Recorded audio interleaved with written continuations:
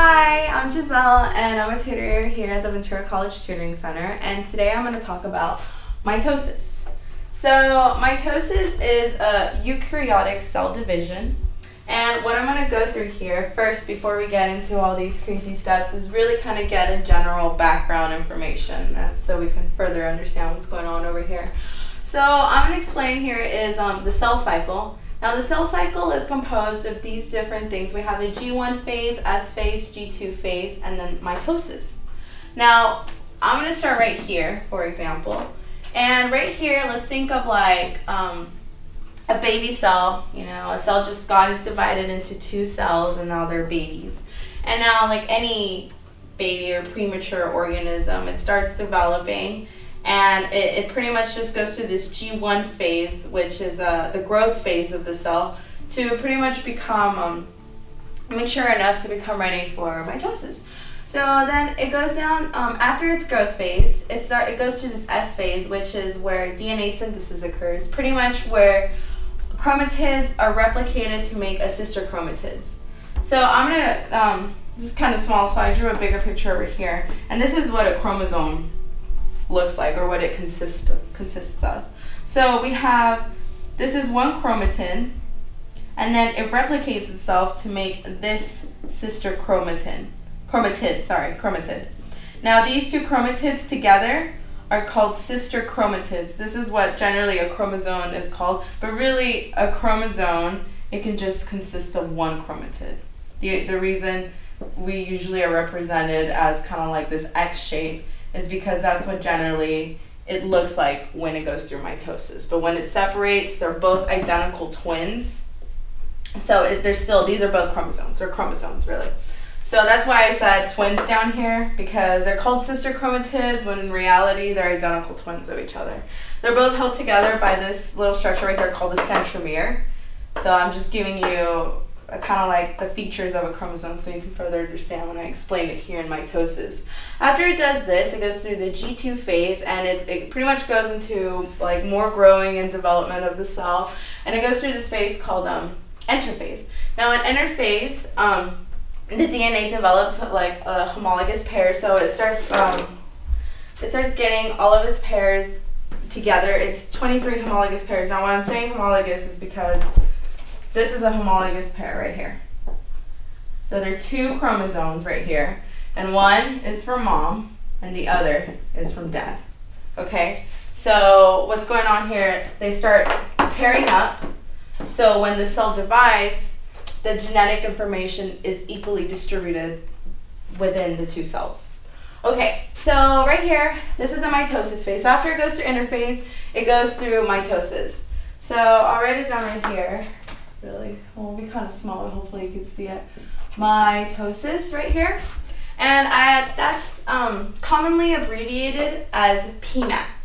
Now this is a good way to memorize it. This is the way I memorized it, PMAT, and it pretty much stands for, P stands for prophase, M stands for metaphase, A stands for anaphase, and T stands for telophase. So let's go over here and I'm going to zoom in and pretty much describe what each of these phases are. So first of all here it's through prophase, and pretty much the homologous pairs are still coiling up to make really tight chromosomes to become ready for division. The reason why they have to be super tight and very organized is because this is genetic information we're dealing with, and if one piece of DNA gets lost, it could really cause problems within our system. So this is what's going on. As we can see, our nucleus is disintegrating right here. So it's starting to disappear because it's going to need space to really stretch out and like turn into two cells. So then what's going on here is metaphase. Now our chromosomes are tightly compacted, wounded up, and they line up. And what's going on here is these spindle fibers start to attach to the centromere of the chromosome. These spindle fibers provided by the centriole, which we described in our previous video, it gives these chromosomes pretty much the ropes that hold it in, that hold the DNA to pull apart and equally distribute it throughout the cell. Then we go through anaphase, and as you see here, the cell, it starts to lose its round kind of shape, and it's really just stretching out now. And pretty much now these spindle fibers have like teared apart the chromosome, the sister chromatids, to make two individual ones. So I can give you kind of like an example here. Pretty much, let's say like these are, well, I can't really hold it right here.